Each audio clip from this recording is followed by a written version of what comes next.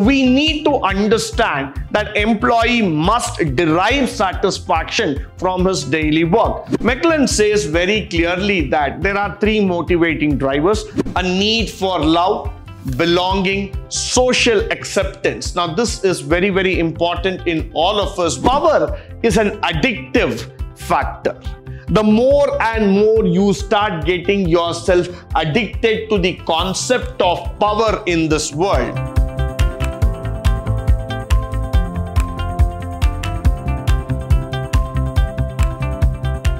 good morning and welcome to the second session in Unit 4, Organization Behavior, where we are going to talk about the Hertzberg two-factor theory. Now, in this, Hertzberg classified the needs into two broad categories, namely the hygiene factors and motivating factors. Now, Hertzberg theory is a very, very important concept when we are speaking about it in terms of the motivation theory. Why? Because Hertzberg has tried to make us understand that motivation comes to us in many forms, in many manners as far as possible. But the two broad categories that he's been talking about is one on the hygiene factors, the physical factors, and the second one, the motivating factors or the internal factors. So let's have a look into this, starting with the hygiene factors. They are needed to make sure that an employee is not dissatisfied.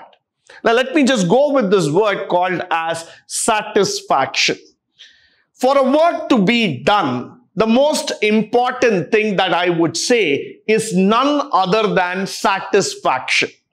What is that drives you to do a particular job or a particular work is none other than the concept of satisfaction. Because after doing that job, you should feel happy, you should feel satisfied that yes, I have done that job. Yes, that job gave me a feeling, a sense of happiness, satisfaction altogether. If you're not able to get satisfaction by doing a job, however small or big it is, then that job is not the right job. It is not giving you any sort of sense of feeling or satisfaction to you. Then you should not do that job at all. So Hertzberg understood that unless and until an employee feels satisfied by what he is doing, he is not going to come back and do that same job. So we need to understand that employee must derive satisfaction from his daily work, followed by the motivation factors are needed for ensuring the employee's satisfaction, employee's motivation to the higher presence altogether. Now, what happens here is that moment we talk about satisfaction, moment we start telling people that yes, satisfaction is needed, satisfaction is mandatory, that means to say that some sort of assurance has to come. Some sort of belief has to come, some sort of feeling has to come for the employee stating that he is doing a good job. He is being recognized. He is being told by his manager that yes, you are capable, you are doing a fantastic job, keep doing it again and again, you will be able to achieve greater heights. Now, that's exactly what we try to do even in sports. The moment a person is able to achieve and break a record, what we want to do is that continuously motivate him so that he keeps on going on the same flow. So we want our employees to understand, get motivated, completely believe on this factor. Performance is related to motivation. Unless and until you are able to motivate and get on to the higher levels, you will not be able to perform. So it is very, very important for all of us to understand and take it forward. Now, when an employee goes to a manager trying to ask something, trying to do something, what he wants here is a complete motivation, a complete understanding. The manager needs to come back and tell him, yes, you can do it in this way. Probably you can try to employ this technology, this tool factor. Automatically your performance level will go up, which means to say that the employee is now in sync with the management, with the objectives, and he will be able to do better.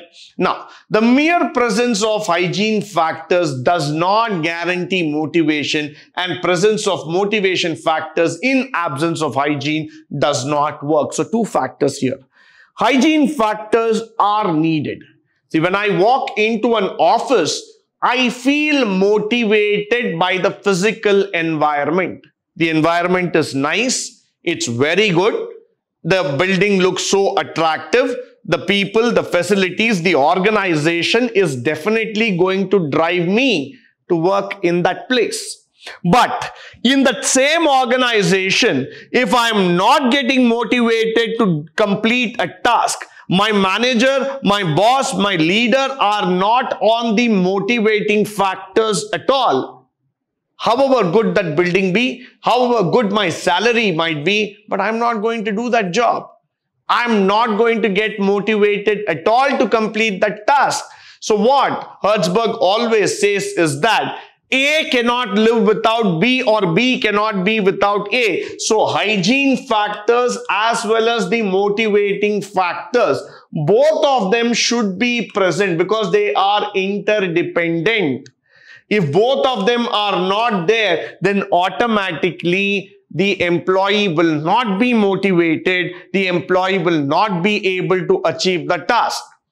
So both ways, the factors have to be there, and that's one of the reasons if you see in the modern organizations today, they give a lot of importance to the ambience, to the atmosphere, to the way how we need to talk, how the induction program has to be conducted, how you need to gain confidence of the employee.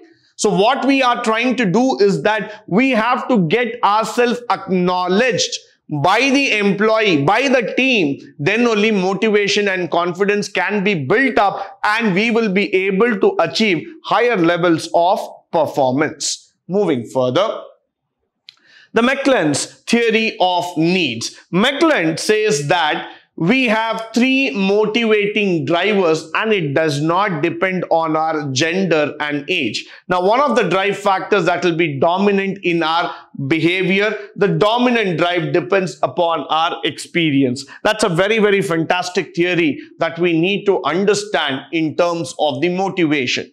McLean says very clearly that there are three motivating drivers. We will look into those three motivating drivers, and it does not depend on our gender and age. So whatever you are, whichever age factor you are, you might be a male, you might be a female, but then it is there, it is inbuilt in you. So there is some driving factor that is coming inside you. So what happens here is that one among that three factors will be a dominating factor. That's because of the behavior, out of the experience, out of the nature, surrounding environment. One of them will become a dominant factor, and that will be revealed in your personality. That will be shown in your work area, in your work atmosphere altogether. So that's why the McLean theory of needs becomes very, very important for us. Followed by the three motivators. What are those three motivators? First one is achievement. Yes, the sense of achievement. When you go back and you tell to your parents, to your friends, to your relatives that yes, I have achieved something.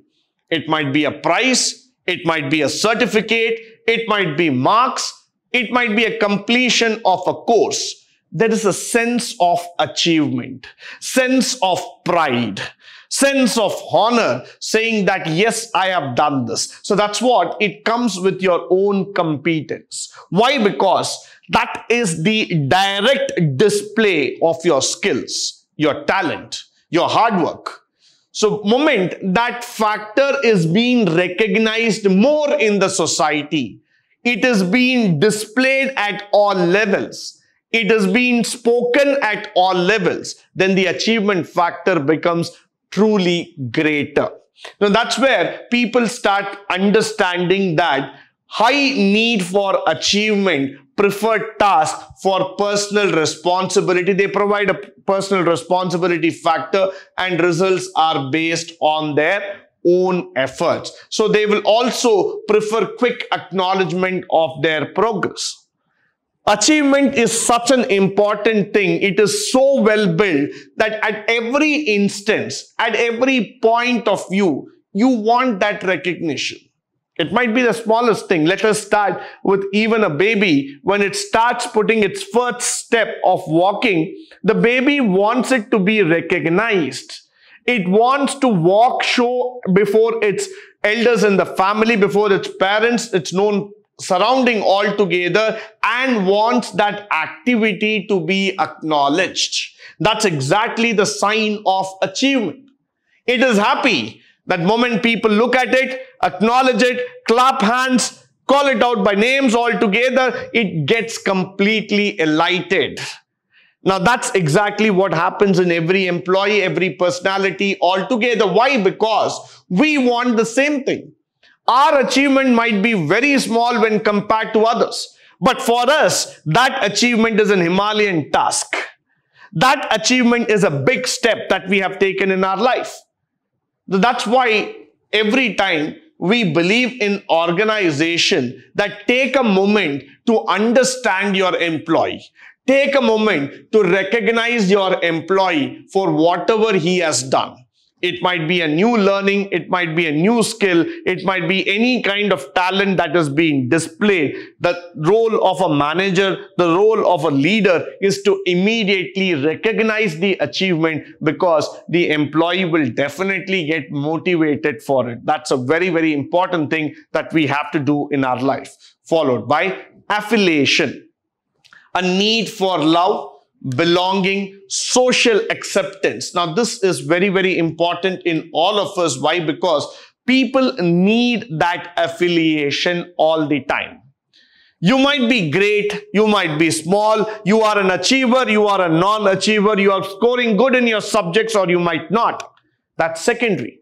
But there are people in this world who understand you, who go by your words, who understand you from all sense, from all aspects of your walk of life. That's what is more important, because that is affiliation exactly coming into picture.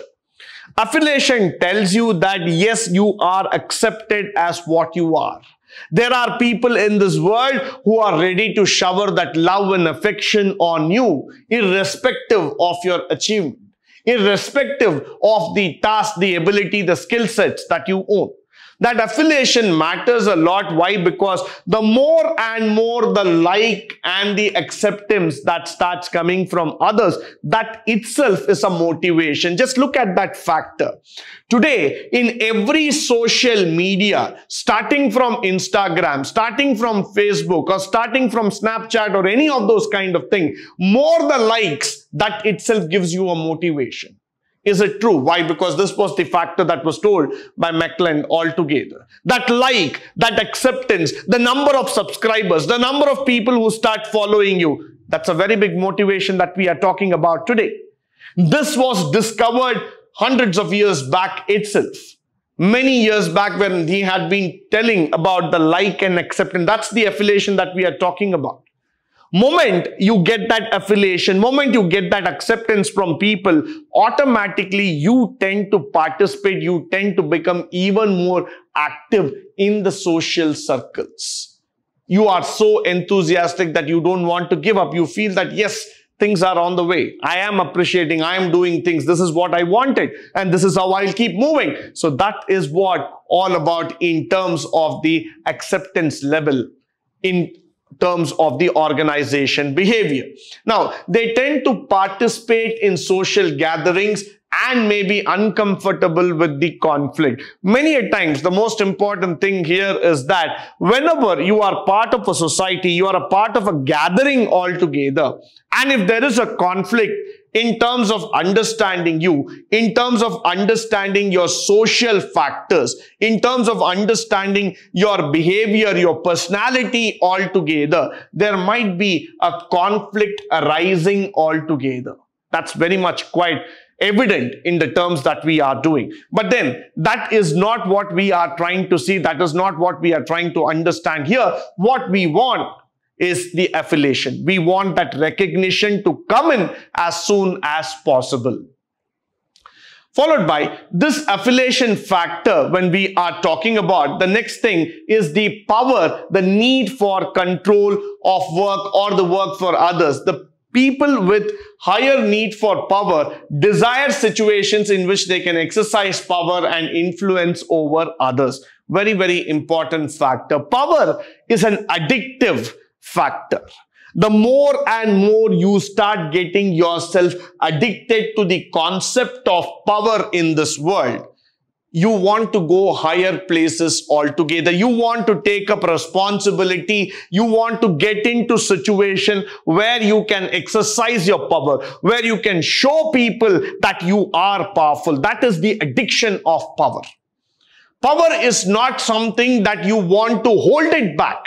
Power is something that you want to display at the smallest instance possible. That's exactly what we mean by power. Power might be physical, power might be mental, power might be in any formats as far as possible. But as a human being, you don't want to hold back that power. You want to display it. You want to tell people that, yes, I am in charge. That's exactly where power comes into picture, because they lead to an aspiration altogether. They aspire positions with status, authority. You become so powerful that sometimes you forget your name, your activity, your status, your association, your designation becomes even more powerful, even more, important rather than your name itself. Who you are is recognized by what you do, what you are in the society, how you are able to influence others. And that's what we try to ask people, why this power factor comes in the matter of organization behavior. Now, let's start with these designations. CEO, CFO, COO, or a CTO, or let's even take a word called as CMO. Now, where is this factor coming in? The one word that I see, or the one letter which I see very, very common, is this word called as C.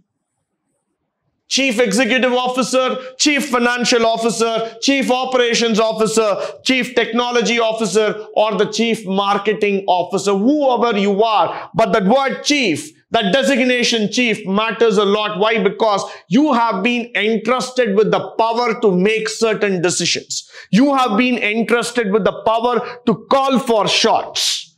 Now, that's exactly what makes a difference here. Because your power will reflect in the decisions, in the stake, in the way how you handle the situation. So power is definitely one of the biggest factors when it comes to the theory of needs. With this, I come to the end of this particular presentation. I hope and believe that this session would have provided you a lot of information and will be of a great resource to you. In the upcoming sessions, we are going to talk about different factors of motivation. But until then, stay tuned, stay blessed, and stay enlightened forever. Thank you once again for joining me today on this wonderful session.